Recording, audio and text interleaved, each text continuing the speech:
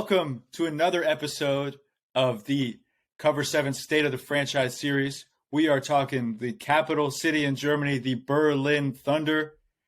Can't wait to break down the Thunder in their third season of the ELF. Daniel, what are your initial thoughts on the Thunder's offseason so far?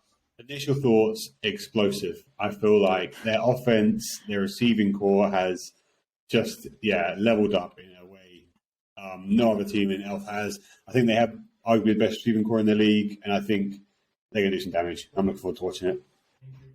Absolutely. This is a team that we saw in the first year of the ELF were not very good, and now in the second year, they just missed the playoffs. So things seem to be trending in the right direction for owner Bjorn Werner and the Berlin Thunder.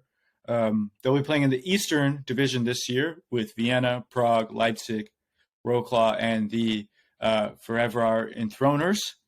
However, there are many new faces to the team. Jock Crawford is out, the American running back, along with their quarterback from last season, Joe Germanario, is out.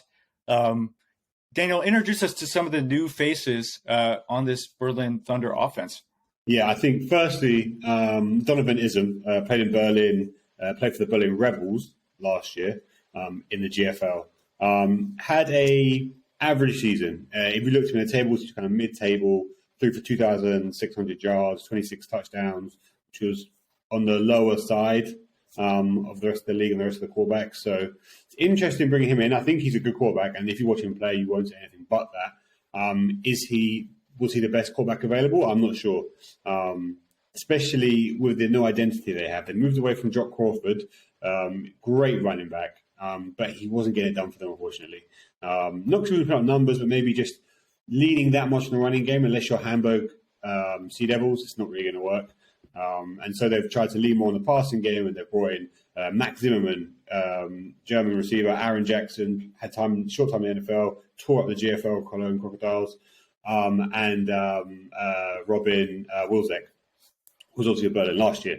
And so basically, I think the new kind of trio of receivers with Donovan Ism, that's their new identity, right? It's just going to be absolutely shredding teams through the air and hoping their defense can stop the opposing team from scoring.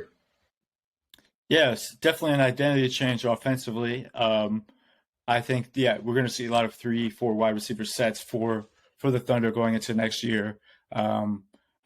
I really liked what I saw in Ism last year in the GFL. He is huge. I mean, think, diet Big Ben Roethlisberger is what we're seeing with this guy. He's 6'4", 250 pounds.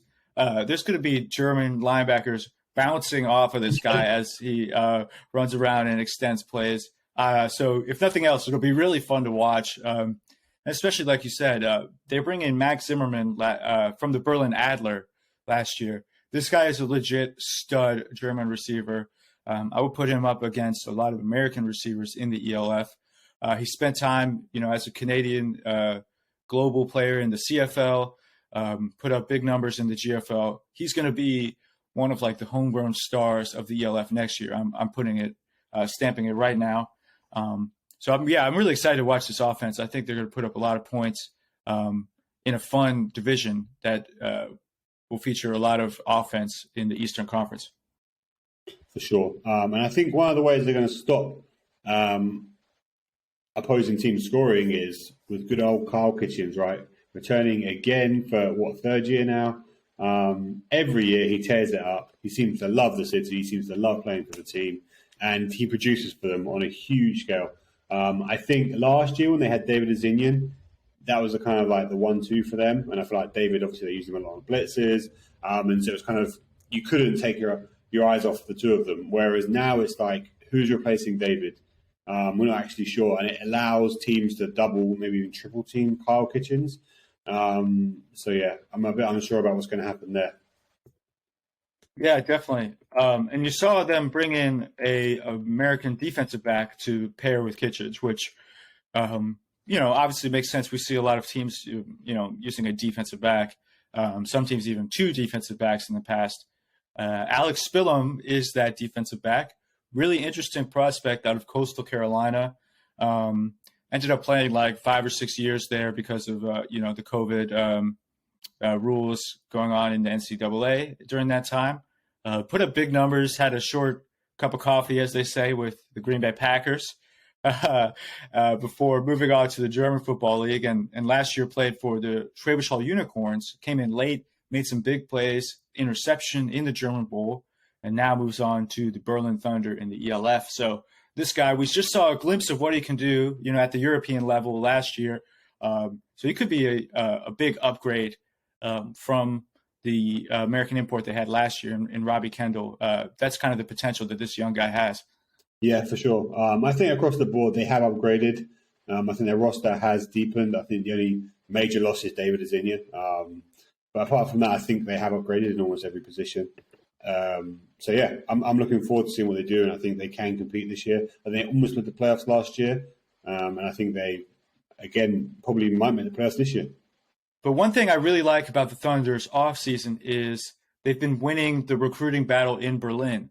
They've been able to get guys like Max Zimmerman, some of the top German talent from teams like the Berlin Rebels, the Berlin Adler, maybe even taking some players from the Potsdam Royals, because there is a lot of good football in the German capital city metro area. And they've been able to pluck that and bring it into the Thunder program, which they haven't been able to do consistently before. Yeah, and I think it goes back to that argument or that conversation which we seem to have all the time is Elf is the more attractive league to play in, right? I think as the years go by, more and more players will basically say, hey, look, I love my local team, but I just want to try something new, right?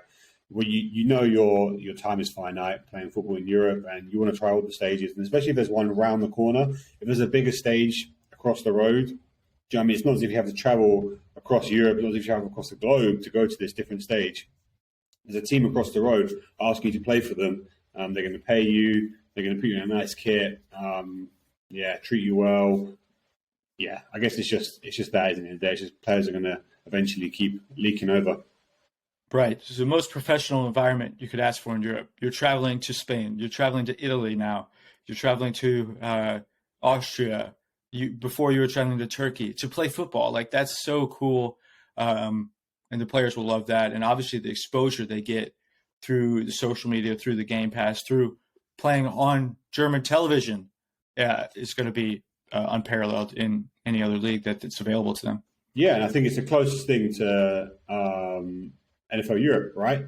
That was seen as the shining light in Europe. That was the closest thing that Europe came to professional football. It was professional football, obviously. We've had Hall of Famers come through NFL Europe: Kurt Warner, D'Angelo Hall, James Harrison.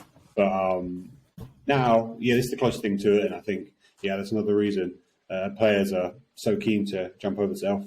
And they've now got a second-year coach as well in Johnny Schmuck, however you want to say it. Probably not Schmuck. Second-year coach, and so there is some familiarity there. So there is some stability on the team, right? And I think he's got a good coaching staff as well.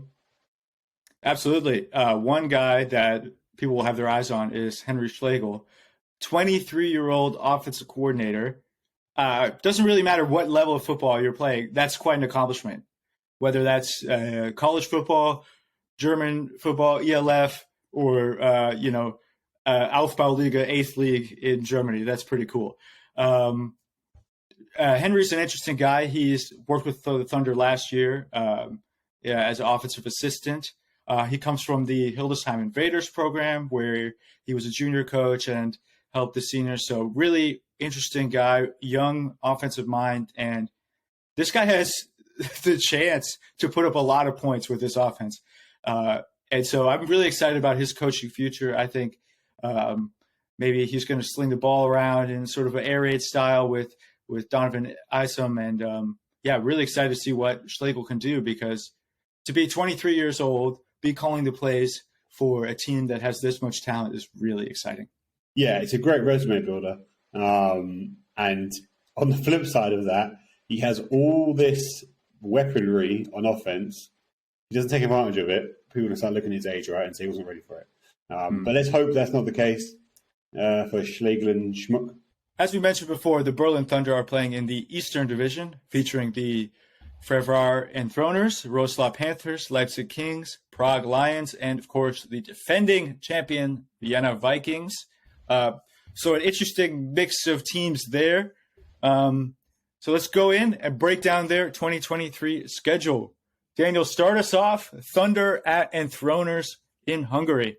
Yes, even though it's a home game for the Enthroners and it's their first game in the league, I think they take an L here. I don't think that their defense, mostly domestic defense, obviously, is going to be able to handle the Berlin offense, basically. I think Berlin are going to come out firing. They have three amazing receivers, three deep threat receivers as well. And yeah, I just don't think that the Enthroners have the capability to handle it. And I think they lose. I don't think their offense scores a lot of points either. So yeah, I think the Berlin Thunder take the win. All right, 1-0 for the Thunder. Week 2, I think they take a loss as Vienna comes to Berlin. Vienna, I think, is not rebuilding; they are reloading. Really stacked team. I think they get the win. Week 2, interesting. Week 3, Wroclaw comes to Berlin. We saw some epic matchups between these two teams last year. Who do you have taking the win Week 3? Yeah, I think these two teams, they're both a player away from being a top echelon team in the league, but they're not quite there yet. But they're very close. That's why they're both fighting for the playoffs. But I think a key matchup here is going to be in the secondary. We're going to speak about this a lot, but losing Goran Zek, probably the best European, maybe if not one of the best defensive backs in the league last year, is going to be a huge blow, right? How are they going to handle those three receivers now? So yeah, I think Berlin take the win. Yeah, I agree. Secondaries will have the Thunder matchup circled across the league, I think, with those three absolute ballers that they have on the outside. Next, we have Berlin Thunder going to Hamburg. I think it's going to be tough for them to win against the Western Conference teams, like Paris, Hamburg, or Rhein Fire, or even Galaxy, just because those guys are so stacked. So I think they lose at Hamburg there in week 4. Week 5, they travel to Leipzig. How do you feel about that one? Yeah, I think it's another win for them. I think Leipzig, since coming into the league, have struggled. I think it's hard, basically, bringing a team up from the ground. And yeah, Berlin have been around for a while. So yeah, I think Berlin take this one. Yeah, and I think they win the next week as well as they host the Enthroners. We talked about that offense. It's going to be hard to stop, and the Enthroners we have to see what we get from them. They're a question mark heading into this league and this season. So I think Berlin, has been trending in the right direction the last few years. They get this win, hosting the Enthroners. Next, they travel to Prague. This is a big game in the Eastern Conference. Who do you think gets this win? I think Berlin take it again. I think Prague are a good team, but I think the divisions within Czech football have made it so that the Prague Lions don't have the best players available. And I think that's going to hurt them in the long run. I think it's going to hurt them in depth as well. And so I think at this point in the season, it's going to be a difference maker, and I think Berlin are going to take it again. Yeah, we'll dive more into the Czech football situation in our Prague Lions episode coming soon, so stay tuned for that one. The next week, Berlin Thunder travel to the Austrian capital, Vienna, and they get their butts kicked by the Vikings. Taking an L to the champs, no shame in that. Then they play the Lions again. So interesting, they played the Lions, twice in 3 weeks. This time in Berlin. Yeah, I'm going to say pretty much what I said before. I think they're going to take the win. I think they beat them both times. I think they beat the new boys on the block, Enthroners and Lions, both games. Definitely. I'm going to have to agree with you there. Next week, they travel to Wroclaw. I think they lose in Poland for that one. It kind of depends where these teams are at, right, in the season so far, because now we're creeping towards the end, and you have to think, what are they playing for? Are they still fighting for playoff position? But no matter what, I think that's a tough place to play in Wroclaw. So I think Berlin takes a loss there. The penultimate week, they play host to the Leipzig Kings. Do you see them sweeping the Kings? I do see them sweeping the Kings. off the floor mat. Okay, fair enough. Then they finished the season hosting the Sea Devils. Yeah, like I said before, I think Sea Devils are just too stacked. We know the coaching staff well in Hamburg, and I think what Hamburg has is depth, right? And that's where they can beat teams, and their secondary will be deep. It's the last game of the season. You know there's going to be injuries. If any team is ready for that last game, it's probably Hamburg. Yeah, I don't disagree. I think Hamburg are going to be a dynamic team this year, far more than they were last year. I think they're going to offer a lot more.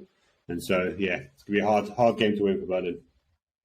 Absolutely. So, according to our predictions, that puts them at 7-5.